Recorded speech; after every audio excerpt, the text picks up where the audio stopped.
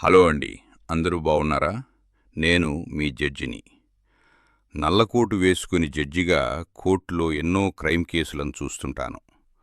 వాటిలో కొన్ని కేసులు చూస్తే కోపం వస్తుంది, కొన్ని చూస్తే జాలేస్తుంది. కానీ కొన్ని కేసులు మాత్రం అసలు మనం మనుషుల మధ్యే బతుకుతున్నామా లేక క్రూర మృగాల మధ్య బతుకుతున్నామా అన్న అనుమానాన్ని కలిగిస్తాయి. ఈరోజు నేను మీతో పంచుకోబోయే కేసు అలాంటిదే.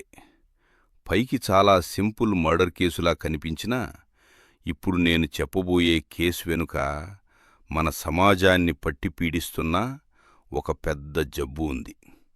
అదే కులం అనే పిచ్చి. ఆ రోజు కోర్టు బోనులో ఒక అమ్మాయి వచ్చి నిలబడింది. ఆ అమ్మాయి పేరు అనిత. వయసు చూస్తే 25 ఏళ్లు కూడా ఉండవు. కాని ఆమె కళ్లలో అంత చిన్న వయసులోనే జీవితం మీద విరక్తి, భయం, చెప్పలేనంత బాధ కనిపించాయి. అయితే ఆ అమ్మాయి స్వయాన తన కన్న తండ్రి మీదే మర్డర్ కేసు పెట్టింది.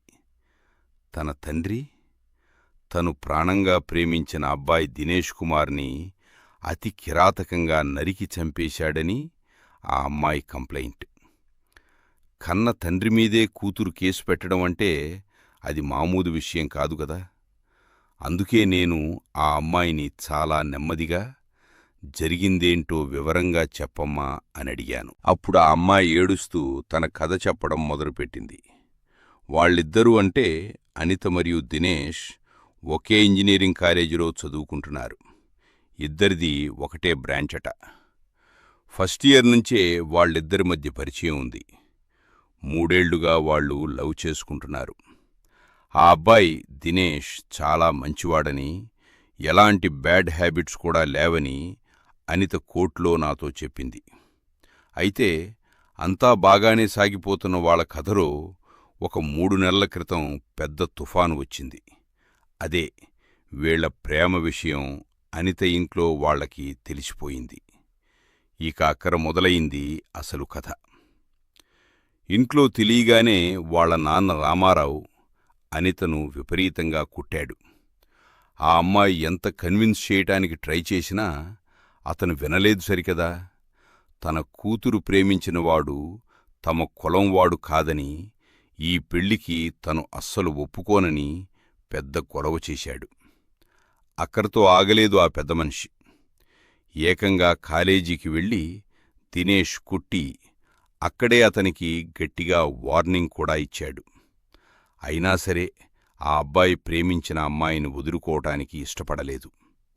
అప్పుడా రామారావు ఏం చేశాడో తెలుసా? వాళ్ల కాలేజ్ ప్రిన్సిపల్ కూడా వీళ్ల కులపోడే కావడంతో అతనితో కుమ్మక్కై దినేష్కి ఏకంగా టీసీ ఇచ్చి కాలేజీ నుంచి బయటికి కింటేసేలా చేశాడు. ఈ విషయం విన్నప్పుడు నాకైతే మండిపోయింది. చదువు చెప్పాల్సిన కాలేజీలు కులాల కుమ్ములాటలకు అడ్డాగా మారడం ఎంత దారుణమైన విషయం చెప్పండి. కాలేజీ నుంచి పంపేసినా సరే ఆ పిల్లలు వెనక్కి తగ్గలేదు. ఇంట్లో వాళ్ల కళ్ళు కప్పి దినేష్ని అప్పుడప్పుడూ కలిసేది అనిత.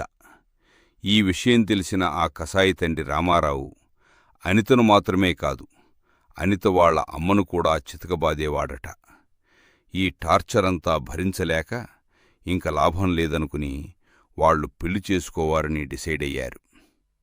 దాంతో ఒకరోజు రాత్రి ఇంట్లో ఎవరికీ చెప్పకుండా దినేష్తో కలిసి బయటికి వచ్చేసింది అనిత. అలా వాళ్లు ఉండే ఊరికి కాస్త దూరంగా ఉన్న దుర్గమ్మ గుడిలో పెళ్లి చేసుకోవాలని ప్లాన్ చేసుకున్నారు. అక్కడికి దినేష్ వాళ్ల నాన్న ప్రభాకర్రావు, అలాగే దినేష్ చిన్ననాటి స్నేహితుడు, క్లాస్మేట్ అయిన నవీన్ బాబు అనే వ్యక్తి కూడా వెళ్లారు. అయితే కరెక్ట్గా వాళ్లు గుడిలో పెళ్లి చేసుకోబోతున్న టైంకి ఎక్కడ్నుంచి వచ్చాడో ఏమో రామారావు ఒక పెద్ద గుంపుని వేసుకుని గుడి దగ్గరికి వచ్చి అక్కడ పెద్ద రచ్చ స్టార్ట్ చేశాడు. ఇక ఆ ఆవేశంలో కళ్ళు మూసుకుపోయిన అతను తన చేతిలో ఉన్న కత్తితో అందరి ముందే దినేష్ను దారుణంగా పొడిచి చంపేశాడు. ఇది విన్న వెంటనే, మీరెవరూ ఆయన్ని ఆపడానికి ట్రై చేయలేదా అని నేను కోర్టులో అడిగితే, మేము కేవలం నలుగురమే ఉన్నాం సార్.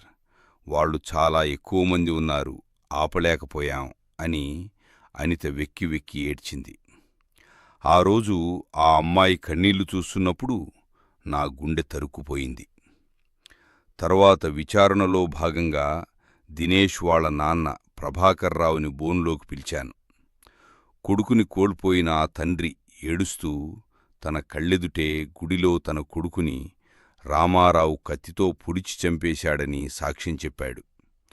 ఆ తర్వాత దినేష్ ఫ్రెండ్ నవీన్ బాబు కూడా వచ్చి రామారావు దినేష్ని కత్తితో పొడవటం తన కళ్ళారా చూశానని చెప్పాడు. ఈ సాక్ష్యాలు మాత్రమే కాదు, ఈ కేసును ఇన్వెస్టిగేట్ చేసిన వెక్కడి ఎస్ఐ కూడా కోర్టుకు వచ్చి పక్కా ప్రూఫ్స్ నా ముందు పెట్టాడు. ఆ దుర్గమ్మ గుడిలో ఉన్న సీసీటీవీ ఫుటేజ్లో రామారావు స్వయంగా దినేష్ని కత్తితో పొడిచి చంపిన విజువల్స్ స్పష్టంగా రికార్డయ్యాయి. ప్రూఫ్స్ అన్నీ చాలా క్లియర్గా ఉన్నాయి. ఇక అన్నీ విన్నాక ఫైనల్గా ముద్దాయి రామారావుని బోనులోకి పిలిచాను. నేనతన్ని డైరెక్ట్గానే అడిగాను, మీ కూతురు అనిత, అలాగే పోలీసులందరూ మీరే మర్డర్ చేశారని చెప్తున్నారు. ప్రూఫ్స్ కూడా ఉన్నాయి. నువ్వే ఆ మర్డర్ చేశానని ఒప్పుకుంటున్నావా అంటే వాడు ఒక్క క్షణం కూడా ఆలోచించలేదు. చాలా సింపుల్గా, అవును, ఆ అబ్బాయిని నేనే చంపాను అని ఒప్పుకున్నాడు. అప్పుడు అతని మొహంలో కొంచెం కూడా పశ్చాత్తాపంగానీ భయంగానీ లేవు. దాంతో అసలెందుకు చంపావు అని అతన్ని అడిగాను. అప్పుడు వాడు చెప్పిన రీజన్ వింటే మీకు కూడా రక్తం మరిగిపోతుంది. అతనేదో పెద్ద ఘనకార్యం చేసినట్టు మాట్లాడుతూ, సార్, ఆ అబ్బాయిది మా కులం కాదు. వాడి గురించి ఆరా తీస్తే వాడు అస్సలు మంచోడు కాదని కూడా తెలిసింది. వాడు కేవలం నా ఆస్తి కోసమే నా కూతుర్ని ట్రాప్ చేశాడు. నా కూతురేమో ఎంత చెప్పినా నా మాట వినకుండా వాడితో వెళ్ళి పెళ్లి చేసుకోబోయింది. ఆ కోపంతోనే నేను వాడిని పొడిచి చంపేశాను అని ఎంతో పొగరుగా సమాధానం చెప్పాడు. అతను అలా మాట్లాడినప్పుడు ఒక మనిషిగా నాకు పట్టరాని కోపం వచ్చింది. జడ్జిగా నేను ఎమోషన్స్ కంట్రోల్ చేసుకోవాలి, కానీ ఒక మనిషిగా నా వల్ల కాలేదు. దాంతో, అసలు నువ్వు మనిషివేనా? కోపం వస్తే చంపేస్తావా? ఈ రోజుల్లో కూడా ఈ కులాలు మతాలేంటయ్యా అని గట్టిగా తిట్టాను. ఇక కోర్టులో అతనికి వ్యతిరేకంగా అన్నీ సాక్ష్యాలు రుజువయ్యాయి కాబట్టి ఆ రామారావు అనే వ్యక్తి తన కూతుర్ని పెళ్లి చేసుకోబోతున్నాడనే కోపంతో దినేష్ అనే కుర్రాడిని కత్తితో పొడిచి చంపిన నేరానికి గాను అతనికి 7 ఏళ్ల కఠిన కారాగార శిక్ష విధిస్తూ తీర్పునిచ్చాను. శిక్ష అయితే వేశాను, కానీ తీర్పు చదివాక నా ఛాంబర్కి వెళ్తూ ఒక విషయం గురించి బాగా ఆలోచించాను. అదే కులం. ఈ కులం అనే అహంకారం, ఈ పరువు అనే పిచ్చి ఒక తండ్రిని తన కన్న కూతురి జీవితాన్నే నాశనం చేసేంత కిరాతకుడిగా ఎలా మార్చేస్తుందో కదా. చట్టం ఒక నేరస్తుడికి శిక్ష వేయగలదు, అతన్ని జైలుకి పంపగలదు. కానీ 20 ఏళ్లకే నిండు 100 ఏళ్ల జీవితాన్ని కోల్పోయిన ఒక ప్రాణాన్ని తిరిగి తేగలదా? కన్న తండ్రే తన భర్తను చంపేశాడన్న చేదు నిజంతో మిగిలిన జీవితమంతా అంతా ఆ అమ్మాయి ఎలా బతుకుతుంది? ఈ ప్రశ్నలకు ఏ చట్టం దగ్గర సమాధానం లేదు. సమాజం ఎంత ముందుకెళ్తున్నా, మనం ఎంత టెక్నాలజీ వాడుతున్నా, మన బుర్రల్లో ఉన్న ఈ కులపు కుళ్ళుపోయేదాకా ఇలాంటి పరువు హత్యలు జరుగుతూనే ఉంటాయి. అందుకే ఇలాంటి కేసులు చూసినప్పుడల్లా నాకు చాలా బాధగా అనిపిస్తుంది. మీకు తెలిసిన వాళ్లల్లో కూడా ఇలాంటి పరువు హత్యలు ఏమైనా జరిగుంటే నాతో కామెంట్స్లో పంచుకోండి. అలాగే ఇలాంటి మరెన్నో ఇంట్రెస్టింగ్ కేసెస్ మీరు మిస్ అవ్వకూడదు అంటే వీడియోని ఒక లైక్ చేసి ఛానల్ని సబ్స్క్రైబ్ చేసుకోండి.